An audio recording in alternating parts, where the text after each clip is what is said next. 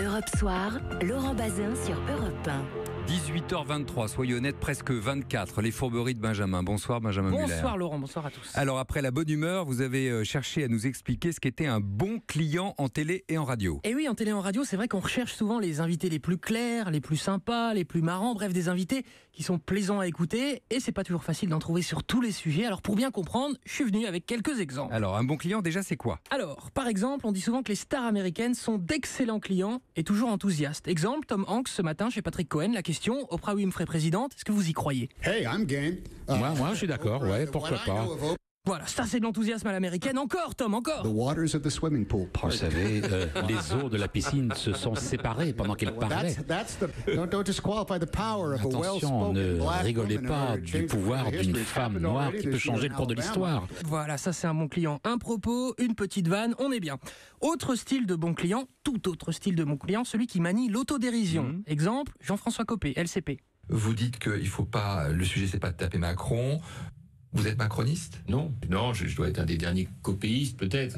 Voilà, ça c'est pas mal. c'est bien vu. L'autodérision, c'est important. Ouais. Je dois être un des derniers copéistes peut-être. Peut-être rester encore un ou deux. En dehors de ma famille, bien sûr, adorée, et de mes amis. Voilà, ça c'est pas mal. Et c'est vrai que c'est pas toujours simple de parler de soi sans être lourd, sans être pénible. Alors autre exemple à suivre, m'avez-vous dit l'écrivain Philippe Tesson. Tout à l'heure sur Sud Radio qui doit répondre à cette difficile question. Philippe Tesson, comment vous définissez aujourd'hui? Intellectuel, homme de culture générale Voilà, alors deux possibilités. Soit vous la jouez faux modeste, ce qui n'est pas très fun, soit vous y allez franco. J'ai pas de complexe, je peux affirmer que j'ai une culture générale assez solide, assez bonne, assez riche. Mais oui, comme dans un entretien d'embauche, faut savoir se vendre. Je crois que mon rapport entre l'intelligence et la sensibilité est bon, c'est une force pour moi, je suis très sociable.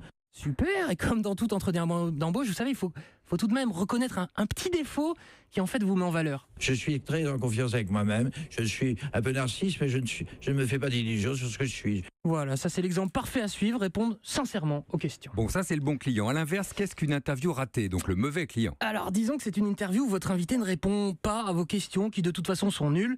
Exemple à la mi-journée sur France Culture. Frédéric Lordon, bonjour. Bonjour. Bon, pour l'instant ça va.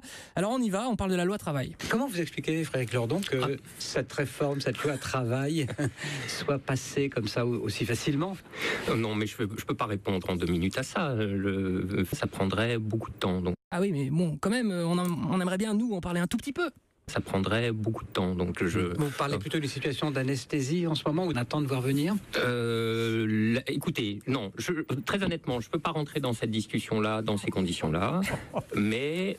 Nous verrons bien. Eh ben oui, on verra bien, c'était super. Et comme sur France Culture, ils sont très bien élevés, ils voient le verre à moitié plein. Merci en tout cas d'avoir malgré tout dit un mot dans cette édition. Alors juste un mot, ils auraient mieux fait, vous savez quoi, d'inviter Tom Hanks, à mon avis. Cauchemar absolu d'un journaliste, effectivement présentateur. 30 secondes pour un très grand débat dont on a beaucoup parlé hier, mais dont on va beaucoup reparler sur la loi bioéthique. Et les Français vont être amenés à débattre sur la PMA pour toutes, sur l'euthanasie, la GPA, mais pas que. Écoutez Ève Roger tout à l'heure dans Rien ne s'oppose à midi, c'est l'émission de Mathieu Noël sur Europe 1. Aujourd'hui, on peut mettre une rétine artificielle sur des gens qui sont en train de perdre la vue. Demain, vous, Mathieu, est-ce que vous pouvez pas dire, moi je vois bien, mais j'aimerais voir encore mieux. Est-ce que j'ai le droit, est-ce que j'ai accès à cette rétine artificielle? Voilà, c'est une vraie question. Vous avez vu comme elle est sérieuse, l'émission de Mathieu Noël, très sérieuse, surtout grâce à Guy Carlier. Est-ce que j'ai accès à cette rétine artificielle?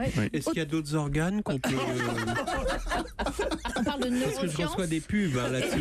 Large leur pénis. Donc je me demande si c'est scientifique. Voilà. Guy Carlier, c'est la vraie vie, c'est pour ça qu'on l'aime. Bon week-end. Et les fourberies de Benjamin, c'est tous les soirs à cette heure-ci et ce sera donc lundi. À lundi, Benjamin, merci beaucoup.